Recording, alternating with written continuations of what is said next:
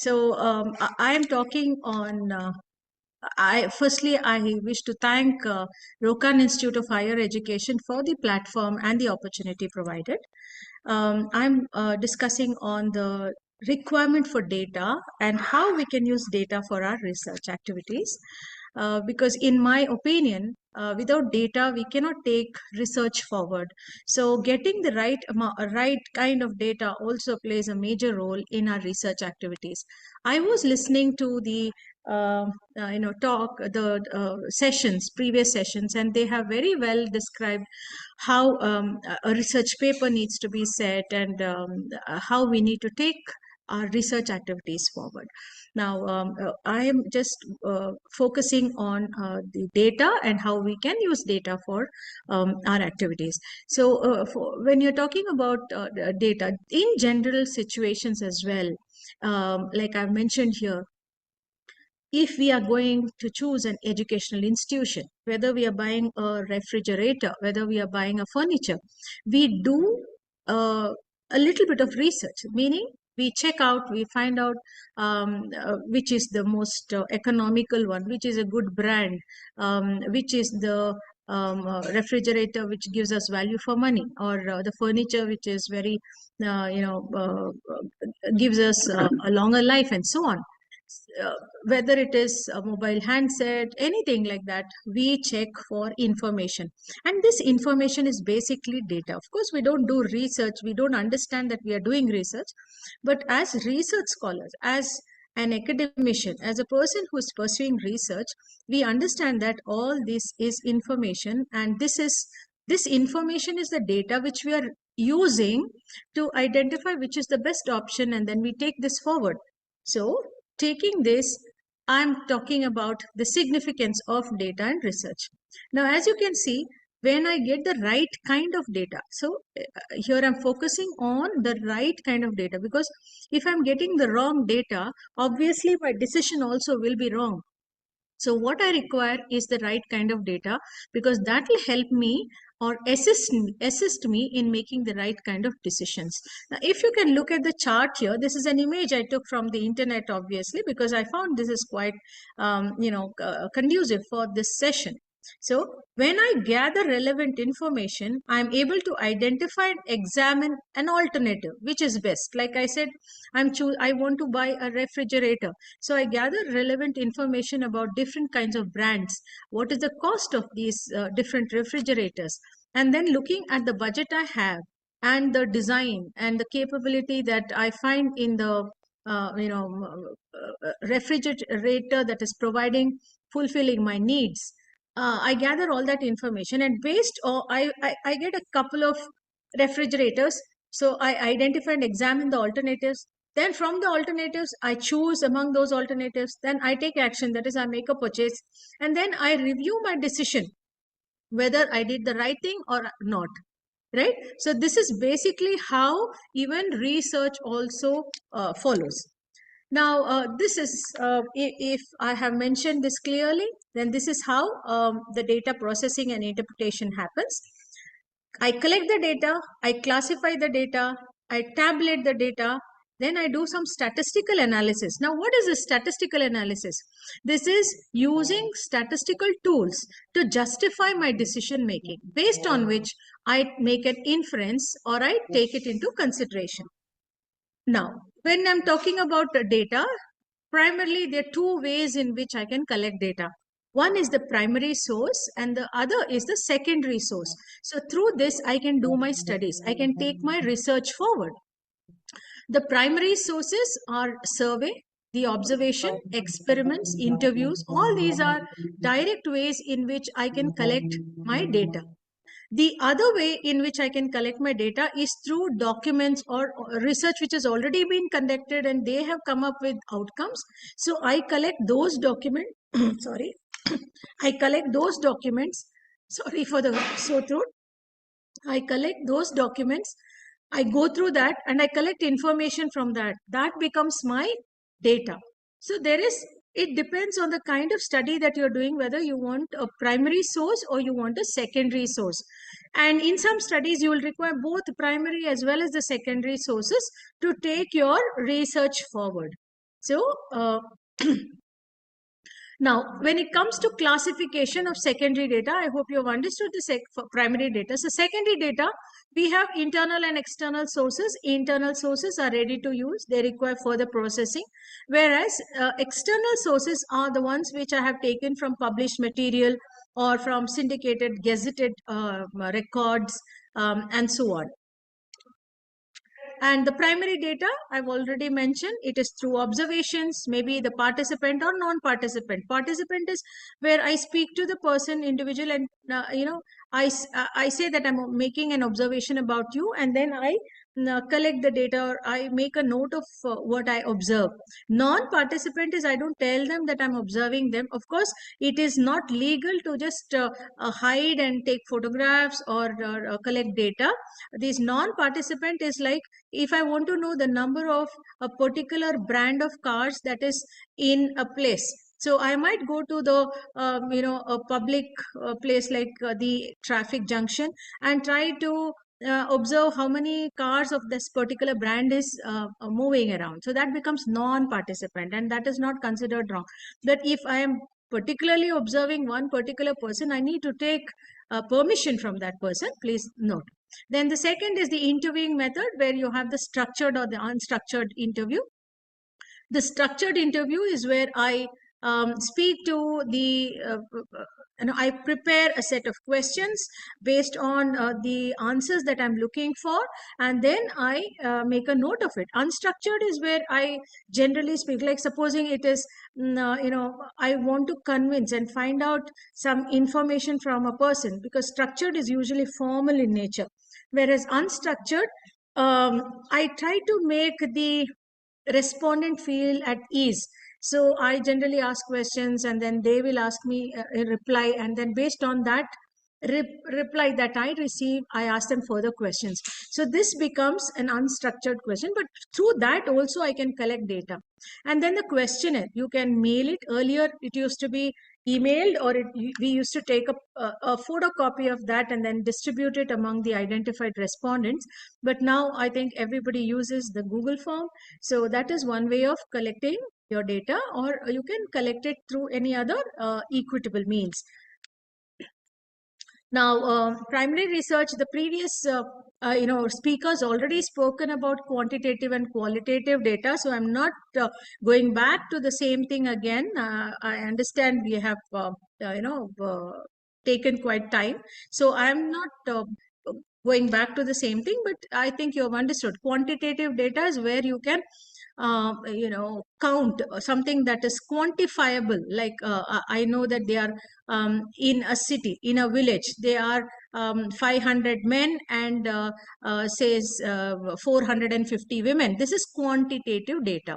Or I know that they are 70 research scholars in a particular department, and they are 12 scholars who are looking for guides who wish to take up research. So this is a number which I can quantify. That kind of data is quantitative data.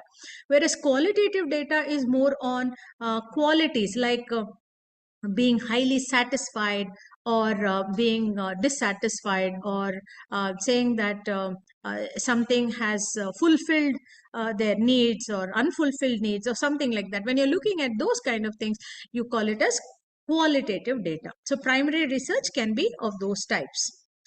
And here I've given just a table here to show how you can mention it in your paper, because the previous speakers have very clearly, especially the first speaker, gave a very thorough an in-depth understanding from the time of inception of writing a paper till the end. So I'm just going to this aspect, wherein how you can mention it in your paper when you're mentioning the particulars, that is whether your study is descriptive or experimental, or the research methodology that you have adopted, the sampling methods that you have adopted. So I have just mentioned something here, but that doesn't mean that you use the same thing in all the papers. It depends on the kind of research that you are pursuing. So the sampling method, I have mentioned probability sampling, and in the that technique, I've used judgmental sampling. Of course, I'm sure because this is not the my area of interest here that I'm sharing with you is about data and the significance of data. So I'm not touching upon sampling or type of sampling, but this is what is included in a paper when you're especially in the research methodology or the research methods section. And then you're mentioning about the data collection instruction. So if I have used a questionnaire, I mentioned it there. If you have used interview method, you're mentioning it there. And then comes the sampling size, the number of respondents you have chosen for your study, and the type of data. So here in my study, which I have used, if I've used both primary and secondary, then I'm mentioning it as primary and the secondary data. And then to test that data, to justify the outcome, I would have done a statistical analysis. And this statistical analysis could be any kind depending on the requirement of that particular study. So if it is something to do with something that I have observed and what I expect, I want to know whether what I observed and then what I expect from the response is similar or not, then I'll use a chi-square test. On the other hand, if I just want to check whether there is any kind of a link, a relationship between two variables, then probably I might use a correlation test.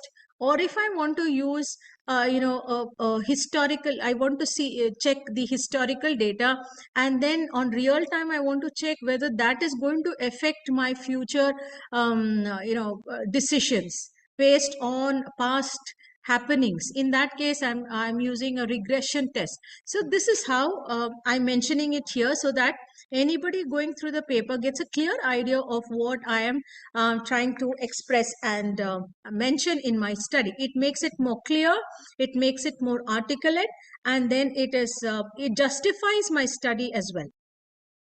Now here, when I'm collecting the data, I require a questionnaire, I mentioned, and usually or generally people now use a Google form to collect data. So when you're collecting information through Google form, or maybe you take a photocopy of that and then you collect it, whatever, whichever way you choose, which is convenient for you. The format, I've just given a small, very brief format, though it doesn't cover all the questions. I have just mentioned, try to use all types of methods of asking questions in this particular format. So it should first start with a general introduction about who you are and why do you, on what could be the reasons for collecting the questionnaire. So that, because the questionnaire speaks on behalf of you. So when a person reads the questionnaire, he or she understands exactly who you are. Because or if somebody comes and asks you a question, can you fill this form for me? The first question you would ask is, who are you? Or why do you want me to fill this question? Or what makes you come and meet me? So if, on the other hand, you are able to give them an idea about what you are seeking, it makes things easier and they will cooperate. You will definitely find them cooperating in giving their data, which is very, very important for you to take it forward in your research. Because without the data, you can't, even with your lot of literature review in hand and whatever work you have done, but without the data, you cannot take it forward. So as you can see, the first part, the name of the person saying that he is pursuing his post-graduation, or if it is someone who's doing their research, PhD, then they can mention that I'm doing my research on so-and-so. I'm from this particular university and I'm doing my topic is so-and-so, and I would like to request you to fill this questionnaire, and thank them for their support and cooperation, and then you can take it forward. So the questionnaire is usually divided into 3 sections. You have the demographic profiles initially, and some people prefer to have the demographic profiles at the end. Personally, I feel it is good to have it in the beginning because it makes it easier for the respondent to answer those demographic questions. And then you can take it forward by asking them about the product or the service or the topic on which you are collecting the data, and then take it more in depth.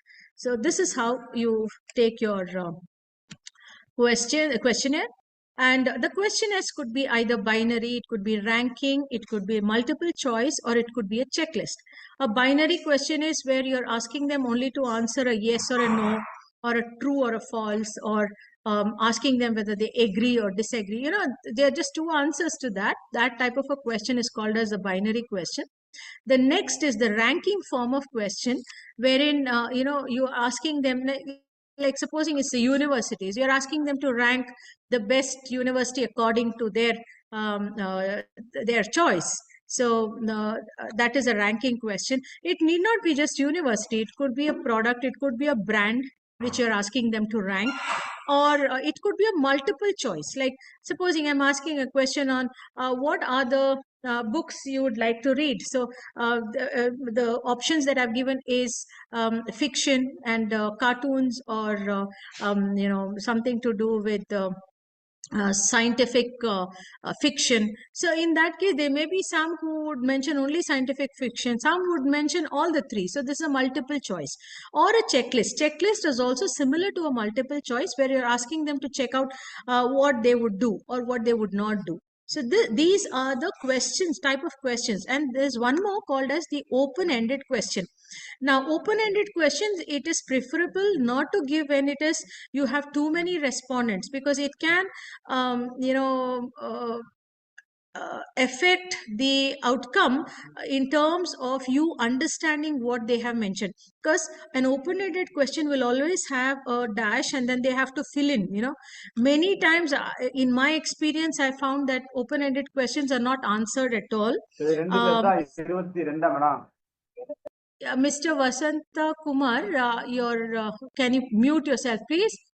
So the second is, so the open-ended question it is preferable that you do not you put a star, so that without that they can't take it forward. Until and unless you have few number of respondents, then that is fine.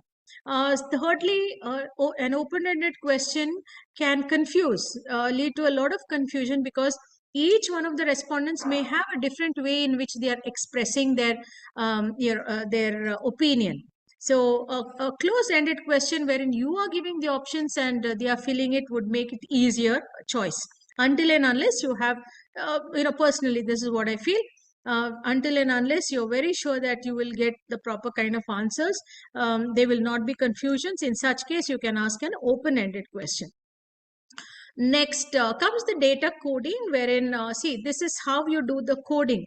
And see, as you can see here, I have respondents who I'm dividing into, I've asked them about how satisfied or dissatisfied they are with a particular product. So let us say it is a toothpaste. Okay, so of which I find from the total, it is 25. I think you must be able, I can't show it. It's not a board, so I'm not able to show it here. So it is like this. After 4, I draw a slash. So this becomes 5. So in statistics, you would have learned about tallying, right? So this is what I'm doing. So I get 25 here, and then satisfactory, I have 5, 10, and 3, 13, and dissatisfied 2. So what I'm actually doing is, this is the response that I have received. Okay, the excellent, satisfactory, and dissatisfied is the total number of responses I received from the questionnaire. And what I've done is, this is qualitative in nature, excellent, satisfactory, dissatisfied is qualitative in nature. I've converted it into quantitative. So I found 25 who said excellent, and 13 who said satisfactory, and 2 who said dissatisfied. So what I've done is, I've converted the qualitative data to quantitative data. So that makes it easier for me to do my statistical analysis. Now coming to, see, this is a very nice chart, which again I found on the net and I'm sharing it with you. Classification of data with more than one characteristic. So supposing I'm taking gender. So I take boys and girls. It's divided into two. The data that I've collected, I'm divided it into two, that is boys and girls. So when it comes to boys, then again I'm subdividing it to vegetarians and non-vegetarians. Again, girls, vegetarians and non-vegetarians. Now again, further, the vegetarians age below 20 years and vegetarians above 20 years. Similarly for non-vegetarians and similarly for the girls. So like this, you can subdivide your data and then take it forward. See, this is how the analysis happens. So once I collect the data, as you can see age 25 to 35. So I had the numbers, I showed you the numbers earlier.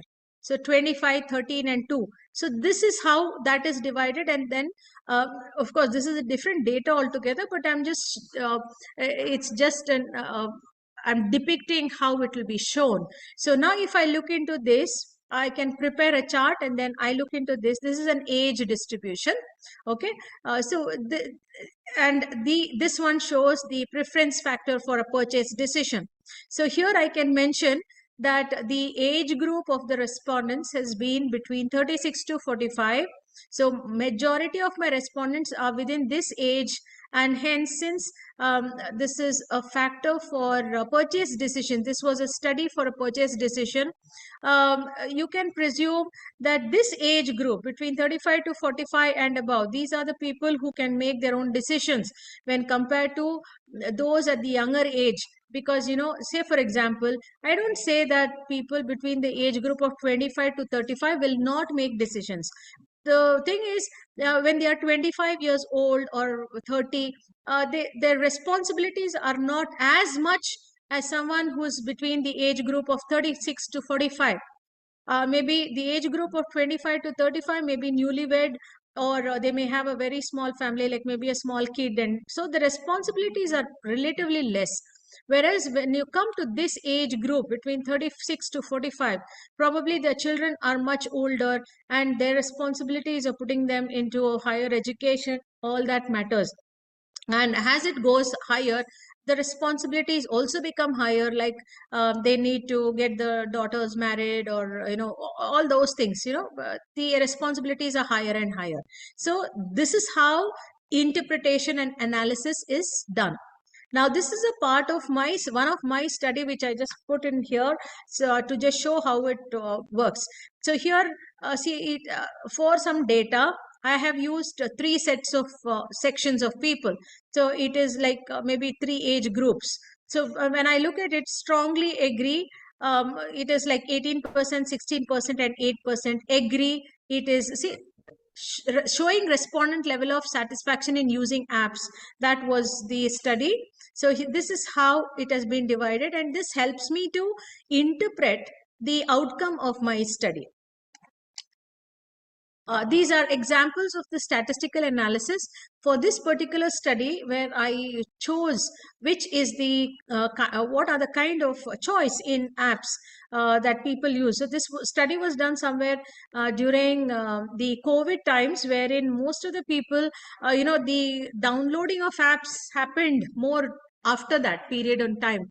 So during that time, I had done this study on identifying what kind of apps were being more frequently downloaded in the city where I live and in India. And this is, I used a chi-square test to, do my analysis. So this is how once you do the test, this is how you will get your analysis.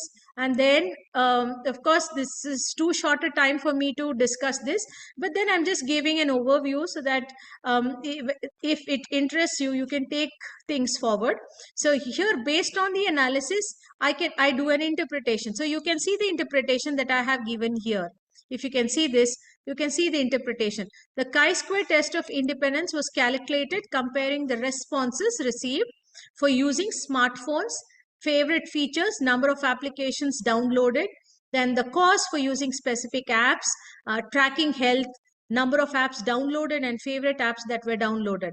So the significant relationship was found for results of using smartphone. So see, this is the test. Okay, see, you can see p-value is 0.00, and using smartphone among gender do not appear to be independent events. Similarly, with other variables like favorite features, number of application downloaded, cost for using apps, all seem to depend to be dependent actions.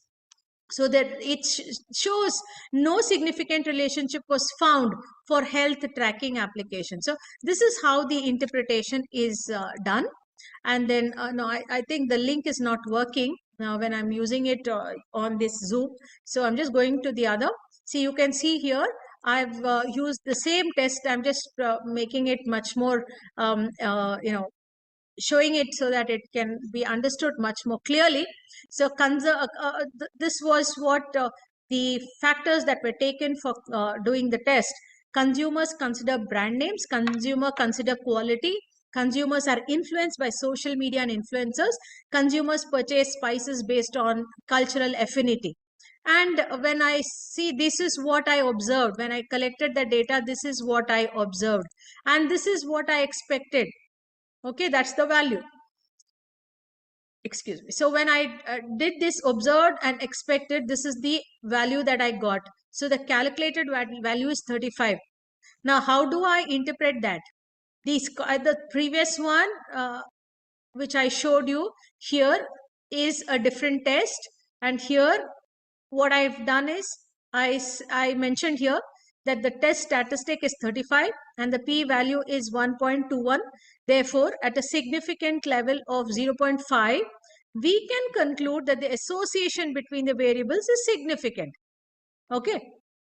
So why? Because the p-value is less than the significance level. So hence, we tend to reject. We cannot accept the null hypothesis. We don't say reject. We have to say, mention that we cannot accept the null hypothesis. And it also reveals that the category variables are highly correlated to each other.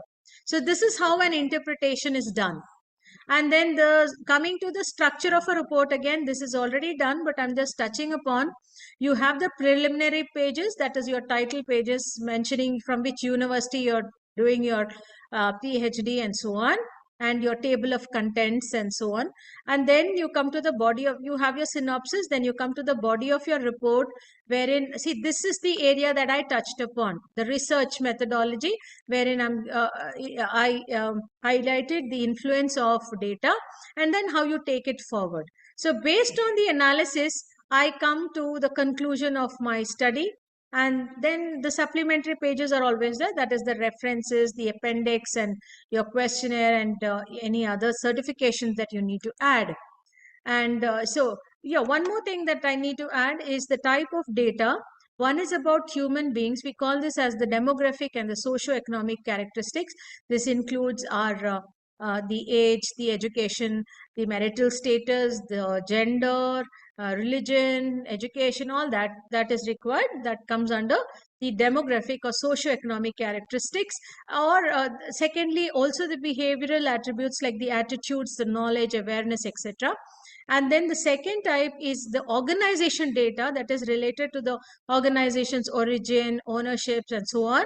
And the third is the territorial data that relates to which village or city or taluk or country that the data is being collected from. So what is in conclusion, what is the importance of data and research? Firstly, it helps us in testing the hypothesis. So without data, you can't take things forward.